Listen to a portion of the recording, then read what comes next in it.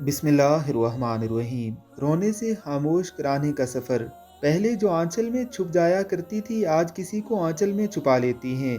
पहले जो उंगली पर गरम लगने से घर को सर पर उठाया करती थी, आज हाथ जल जाने पर भी खाना बनाया करती हैं। पहले जो छोटी छोटी बातों पर रोज आया करती थी, आज वो लाडली बड़ी बड़ी बातों को जहन में छुपाया करती हैं। पहले बाई दोस्तों से लड़ लिया करती थी, आज उनसे बात करने को भी तरस जाती हैं। माँ माँ कहकर पूरे घर में शोर करती थी, आज माँ सुन के आहिस्ता से मुस्कुराया करती हैं। 10 बजे उठने पर जल्दी उठ जाना होता था, आज 7 बजे उठने पर भी लेट हो जाया करती हैं। अपने शौक पूरे करते करते ही साल गुजर जाता था, आज खुद के लिए कपड़े लेने को तरस जाया करती हैं।